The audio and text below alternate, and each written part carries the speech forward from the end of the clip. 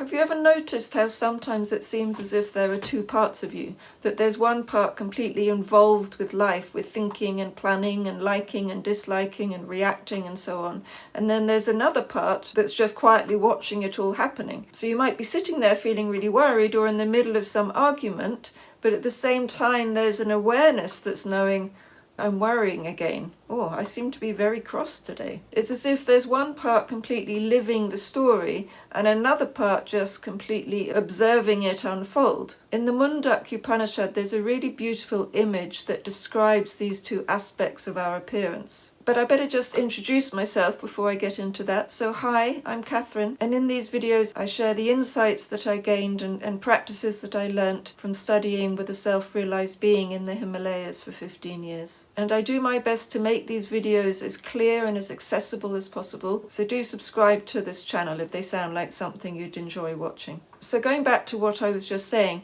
verse 1 of part 3 in the Mundaka Upanishad says, "Two birds, inseparable friends, sit on the same tree. One eats the sweet and bitter fruits, the other simply watches." So in this analogy, the tree is the tree of creation.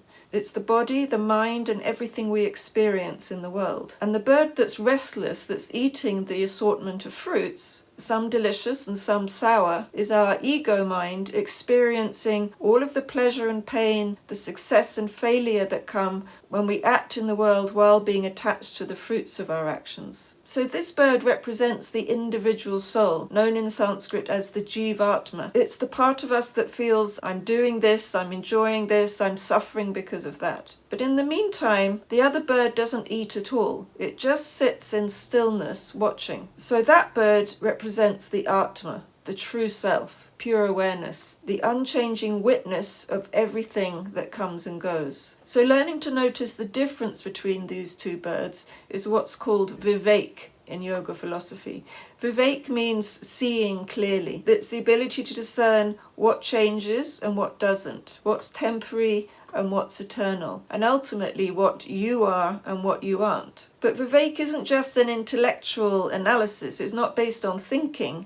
It's based on the inner sensitivity to our own direct experience. And that sensitivity is developed through the process of having satsang, through self-inquiry, and very importantly through meditation. Actually, it can be cultivated through all of the 8 limbs of yoga, and I'm going to be talking about that a bit more in a minute. But first, there's a question that naturally comes up here, which is, if yoga means union, why are we emphasizing the distinction between two things? Why are we cultivating this Viveka that differentiates and separates things from one another rather than uniting them? I mean, if the goal is self-realization, oneness, non-duality, to see the same beingness in everything, why are we being told to distinguish the Purusha, pure consciousness, from Prakriti, everything that changes? It would make sense if you thought that was the opposite of oneness. But the thing is that the ancient sages who came up with these teachings understood that most human beings start from a state of confusion. We just aren't really very clear about what we are. And usually we believe that we're a mixture of different types of things. Most people think that they're a body and mind from which consciousness somehow appears, and that this consciousness is attached to the body and mind. So they think my awareness, my consciousness belongs to me, this body and mind. It began when my body was born and it will come to an end when my body dies. But that's like light believing that it only comes from a light bulb and that when that bulb breaks, the light will disappear forever. The light doesn't realize that its nature is actually just electricity, pure energy, and that the bulb is just a channel for that energy which influences how the energy appears, how it's expressed. So the light doesn't realize that this pure electric energy that it really is existed long before that particular bulb vehicle appeared and will remain long after. So that's where teachings become really useful. So initially it would be helpful if a teacher said to that light, you need to separate in your understanding the body and mind, in other words the glass of the light bulb and the filament of the light bulb maybe, you need to separate that from you, the light, the pure energy, because these two things are not attached to one another in the way you think they are. So we use this Viveka, we make this distinction just to stop us from mixing up the eternal pure consciousness with the temporary matter. It's to stop the confused and mistaken belief that somehow we're an individually alive body and that life itself will stop when the body stops functioning. But this practice of Viveka, of separating pure consciousness from matter, is just the first stage of contemplation. The stage of apparent disunion, of unmixing, of discriminating one thing from another. And then when the distinction has been clearly seen, then the teacher can say, now meditate on the nature of electricity itself. Meditate on pure energy. And you'll see that it's everywhere. And it isn't just being created by a light bulb, which actually doesn't have the capacity to create anything.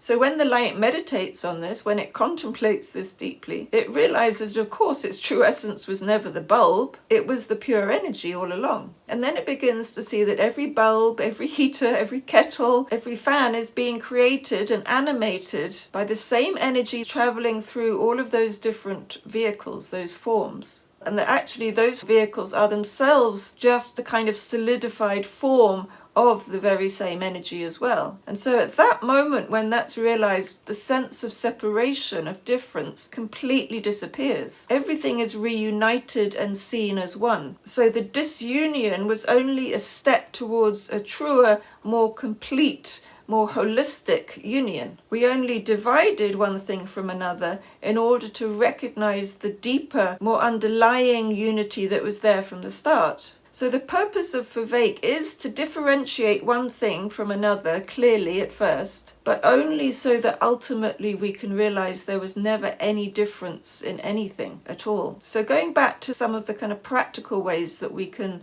practice this Viveka, because as I said, it's not just about thinking, but it can be practiced in quite simple and small ways. So if you practice yoga asana, for example, I expect you'll have had the experience of your attention moving first from the outside world and then moving in towards the sensations in the body. Then the attention might move to the subtler rhythm of your breath, and then to the awareness that's observing your body and your breath. And each of these steps is a kind of refinement of seeing, a shift from the changing to the unchanging, from the obvious to the subtle or the invisible. And through that practice, the direct experience starts to clarify that yes, your body changes, your thoughts change, your opinions change, your moods change, but there's something in you, the awareness of it all, that actually never changes and has never changed.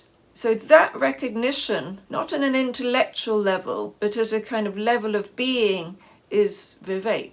And I'd say that the very fact that you're watching this video also indicates that sometimes you like to withdraw your attention from the busyness of the world and move towards a more kind of internal focus. Perhaps something in you has recognized clearly that you won't find the peace you're looking for by constantly rearranging your outer circumstances, but rather you're drawn towards a kind of coming home to something hidden within yourself. So that's another simple example of Viveka. It's like the first bird looking up and glimpsing the light of the second. And then through practice, as this insight deepens, the Viveka becomes subtler and subtler. So the scriptures say that the highest form of Viveka is the ability to distinguish with complete clarity between Purush, pure consciousness that never changes, and Prakriti, the creation that constantly changes, the thoughts and the emotions and the sensations and the whole universe of form and movement. Another way to visualize this subtle distinction is by imagining a rainbow appearing in the sky. So for a while, the sky in that place believes itself to have become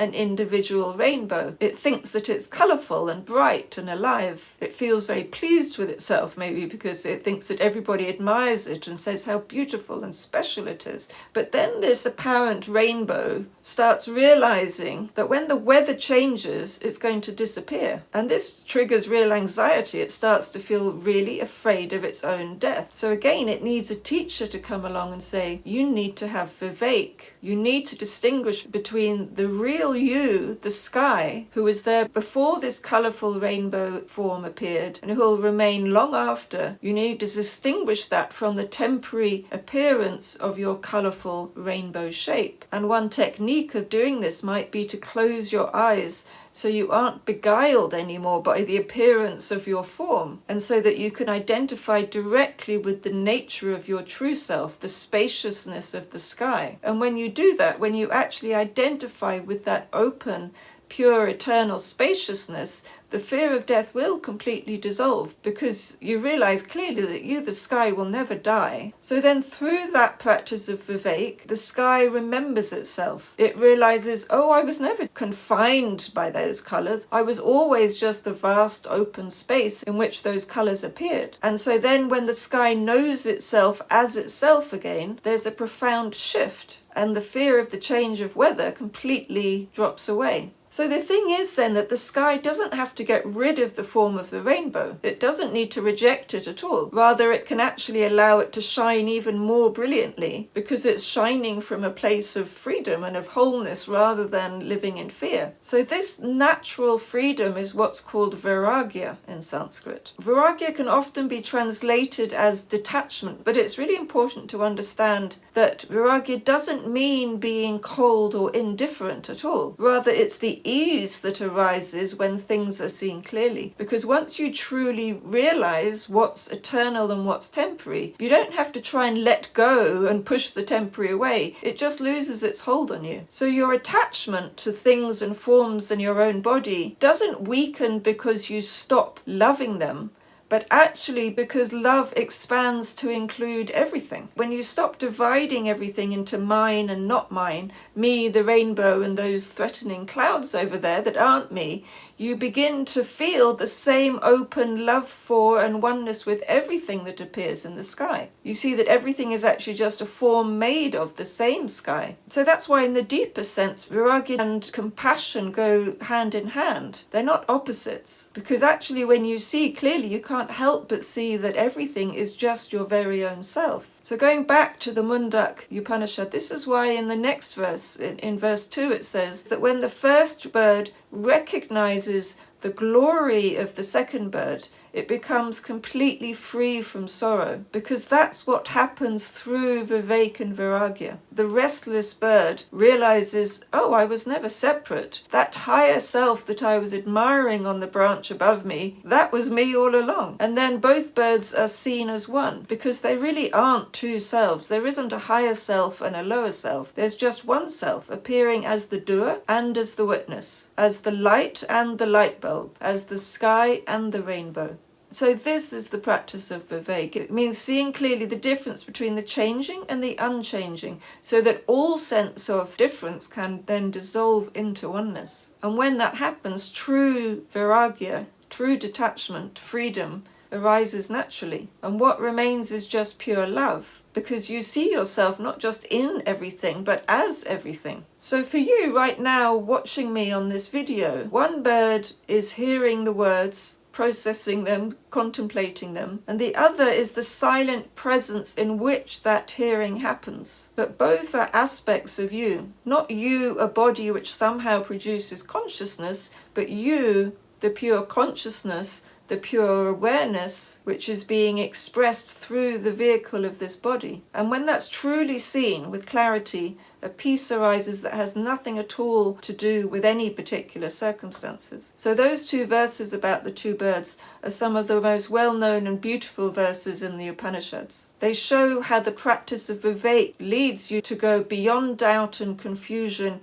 and into the direct recognition of the self, which is peace and love and freedom. And I should just mention at the end that if you'd like to explore this practice, this journey more deeply, this is exactly where I'll be picking up in the Upanishads course, which starts next month. And there's more information about that in the description box below. So we'll be starting with this process of Viveka and how it can lead to your discovering that actually you are the open, spacious, peaceful being that you've always been wanting and looking for. Bye for now.